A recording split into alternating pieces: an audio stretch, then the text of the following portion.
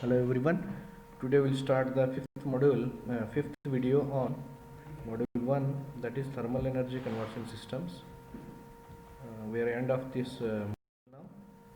We will see today we will discuss about boiler accessories, very important things and very important accessories so as to increase the efficiency of whole steam power plant, and also from the exam point of view it is very important.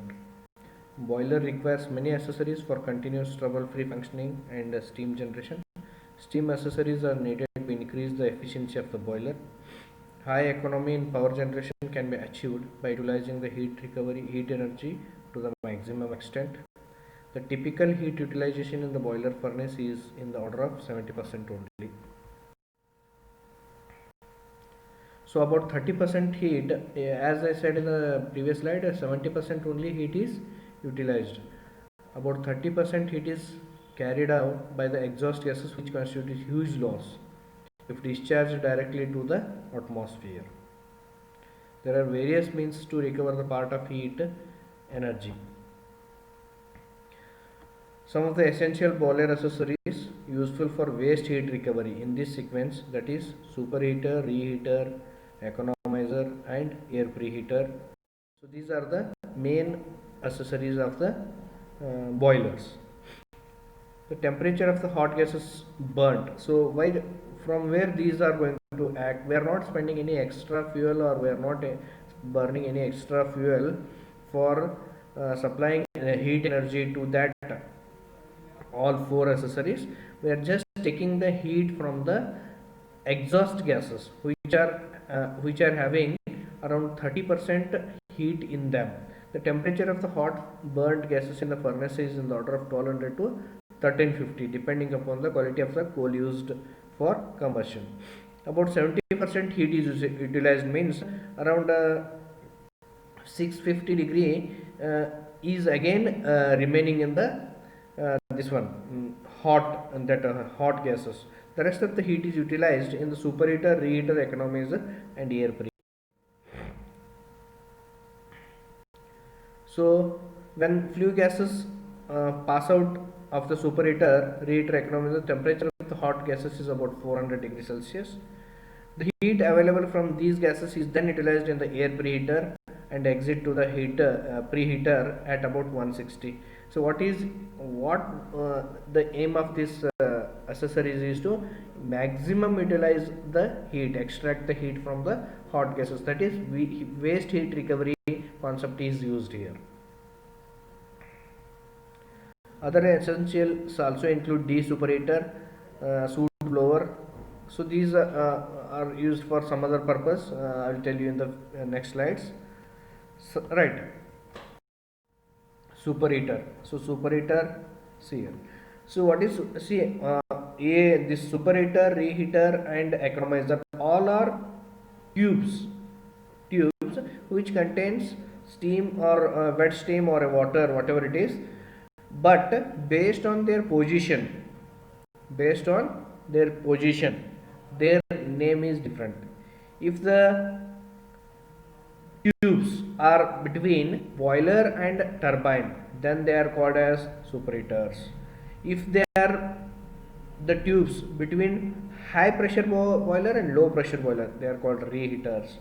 If they are before entry into the boiler, they are called as economizer. So like that, their names are different based upon their functions. Superheater, as the name implies, the function of a superheater is to superheat the steam coming from the boiler. The steam generated in a boiler is not fully saturated, it contains some water particles. If used directly, the water particles in the wet steam cause corrosion to the turbine blades, lead to the turbine efficiency, life and later failure of the blades itself. So this is the superheater. The superheater, just I will explain you.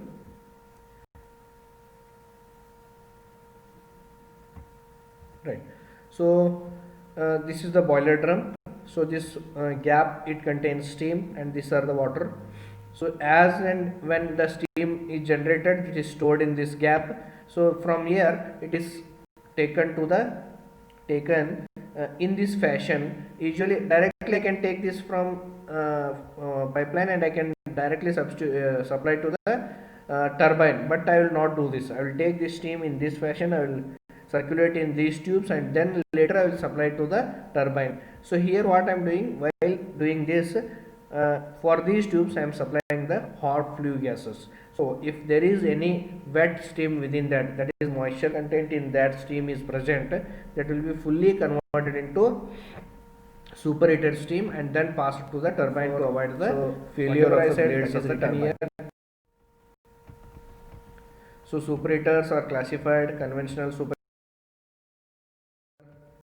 radiant superheater. So we are not actually we don't want in this syllabus. We'll see the reheater. So reheater, I said, remember reheater is situated between two boilers, two turbines, high pressure turbine and the low pressure turbine. In the boiler, the superheaters are used to superheat the steam before expanded in the high pressure turbine. The steam from the high pressure turbine loses the pressure and temperature. This steam before entering sent to the next stage, that is intermediate turbine or low pressure turbine, it needs to be improved again. So that improvement is called as reheating. So I'll tell you just this one. See here. So steam from the intermediate turbine, steam to the intermediate turbine. Here steam from the high pressure turbine is not written here. You can understand here. Steam from the high pressure HP turbine is passed through the tubes and then it is passed to the intermediate turbine or low pressure turbine, whatever it is. So before, when they are passing in this tubes, they are passing the flue gases on the tubes. So flue gases in, flue gases flues to the primary superheater. So this is called as reheater. Means you are reheating the steam in between the two stages of the turbines. Economizer. The function of the economizer is to heat the the feed water before being supplied to the boiler using the products of combustion discharged from the boiler. Generally, feed water is heated 20 to 30% below the boiling point. The economizer makes use of waste flues, recovers heat energy, and hence the name is economizer. Thus, the economizer increases the boiler efficiency. So, what its name is, economic word it is used here, economizer, because it is going to minimize the fuel used for increasing the temperatures. Here generally feed water is at 20 to 30 degree, but if you pass through economizer it may increase to 50 to 70 degree, then you can pass it to boiler. So where you are increasing 20 to 50, example, to increase 20 degree to 50 degree, you are not spending any fuel, just you are using the heat energy present in the flue gas, that is economizer. See here. So this is pump, this is boiler, and pump is here. Through the pump water is supplied and water is passed through these tubes and then it is passed to the boiler. So while going through these tubes, flue gases are passed to these tubes and then you are getting a heated water, heated feed water to the boiler, which you are not spending any money, so it is called as economizer. So economically you are improving the things here. So this is economizer. So this is what is written here.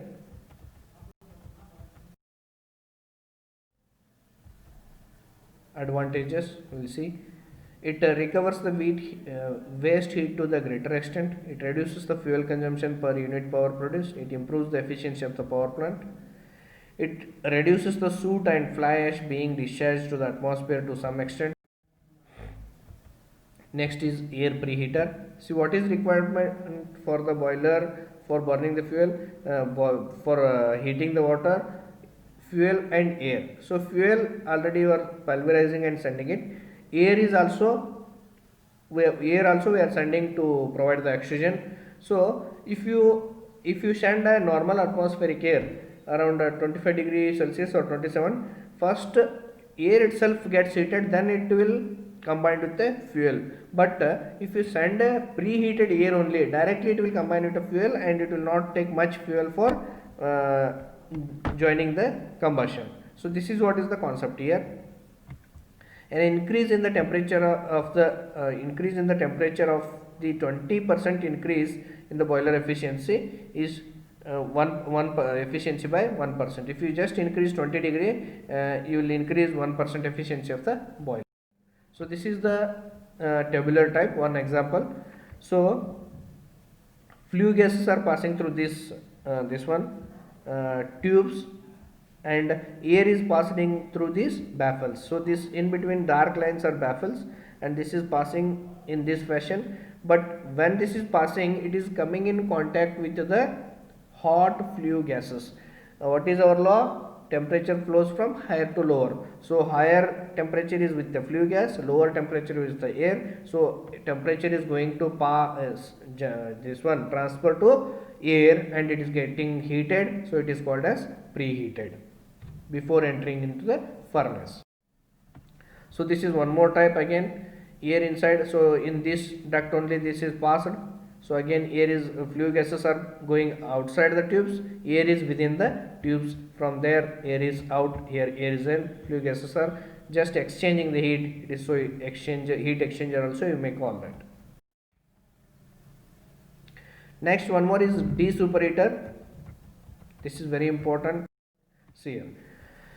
So it is situated in between the superheaters only. Suppose a turbine can run with around 550 degrees Celsius of steam. But if you supply some 700 degrees steam, the boiler, turbine blades may get heated, and later the surface may get damaged. So heat deposition may become more. So what we will do, suppose 700 degrees temperature is achieved at this point, we will just spray the water to those tubes when they are passing, and it will attain 550 degrees Celsius. Then it is passed to the turbine. So this is called as desuperator. Desuperator means to maintain the temperature of a steam, superheated steam, that is to maintain it is called as desuperator.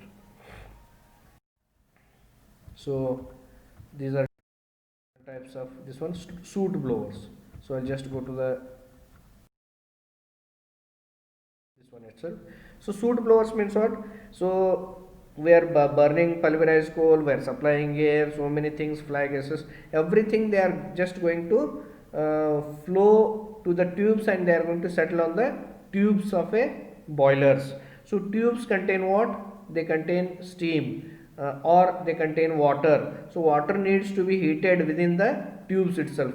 If the soots are going to be formed or scales are going to formed on those tubes, then heat transfer will become very less, and efficiency of the boiler is going to reduce. So what we will do, periodically we will supply the high pressure air or steam to these tubes. This is movable. So whenever these are passed, these tubes are going to get cleaned. So this cleaning is called as soot blowers. So here high pressure, since just you are opening at 4 places, so these tubes are in between, they are going to get cleaned, and these tubes becomes as like original, and they are going to perform with the correct heat transfer efficiency. So this is the soot blower. So about this only it is written. Cooling towers, we have two types of cooling towers, one is wet type and dry type. So cooling towers, what is use of cooling towers?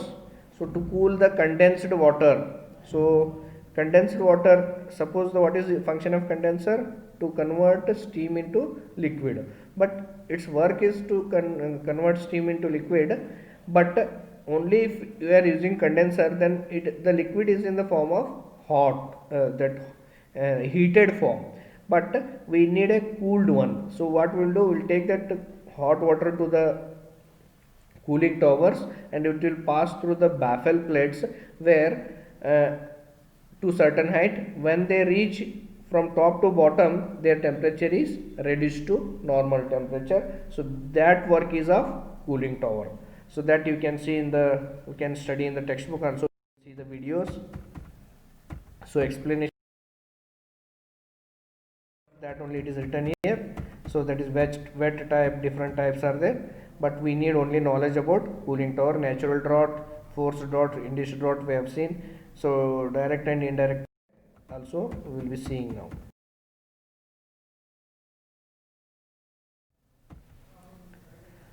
So see here, water is sprayed from the top and falls sprinklers. Because of the height, natural drought is created and air rises from the bottom. When air and water comes in contact with each other, there the heat exchange is going to takes place. So drought, you are using some fans to force the air. So this one induced drought, both for FD fan and ID fan we are using here. So that is the notes is written here. I have forwarded already this PPT with you. Please go through this.